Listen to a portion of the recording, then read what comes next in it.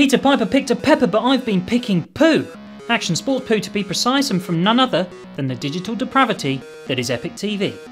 This week, calisthenics, the sport that requires no equipment except bars, which you'll be spending plenty of time behind if you hang around kiddies' playgrounds with your shirt off, sweating. We investigate what exactly goes into creating an action sports video in which no action happens, in lines of control, and trailheads plagiarise Anne Frank concept by writing about what is happening as it happens in a book with paper and a pen like in olden days. But first, have you ever wondered what it would be like to head down to your local recreation park, strip off, climb on the climbing frames and not get arrested? Well, now there's no need for you to fantasise. Simply tell the police that what you're doing is called calisthenics and they'll let you off with a warning. Here's some information about that thing that'll leave you looking like a 90s Peter Andre in 5 simple to follow reps.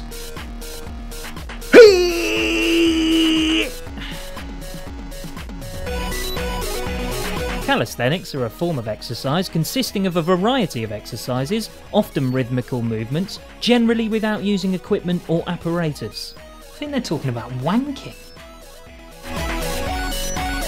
As you progress with calisthenics, it will give you a body like this, giving you the ability to do incredible stuff like this, but when you first start, you'll look like this.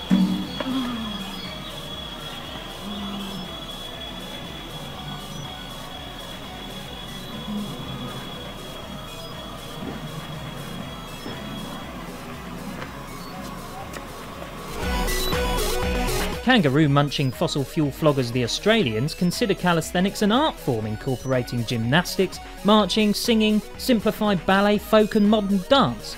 They seem to have taken inspiration from a Bangkok 24-hour sausage bar drag act. Not that I've seen one of those, of course, just seen the videos. On my mate's computer. The types of people that participate in calisthenics has been described brilliantly on its Wikipedia page. Here, look. Military.com suggests that you should use calisthenics to avoid the gym. Although I tend to find walking is just as an effective tool for avoiding your local sweat centre. You simply place one foot in front of the other, alternately, and you'll find that that movement will take you straight past it. In no time at all. And if you're lucky, it might even take you straight into your local burger outlet.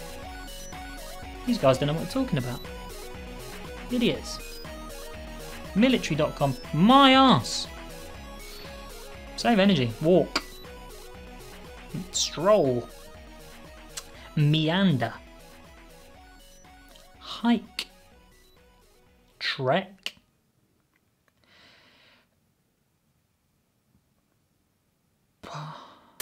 Action sports videos have a tendency to include some kind of action, but going against the grain, Lines of Control have decided not to include any. The film itself is very confusing indeed, featuring all the things that you would expect from an action sports video, including people doing a sport, albeit kids with their parents, scene-setting shots of locals going about their daily business posing for tourists, and slow-mo footage overlaid over slow-mo footage that has been overlaid over slow-mo footage, with the only thing missing being action. When the beat finally drops, you might expect some epic powder to be shredded straight into the lens, dude, but instead Old Man River here stares blankly into the camera before dragging along his thing made of wood and rope that he does third world stuff with. After what feels like years, we do finally get around to some snowy type shots, but they're about as disappointing as a poo that turns out to be a fart. I think you could slow almost anything down and follow a similar format to this and you'll get a better video.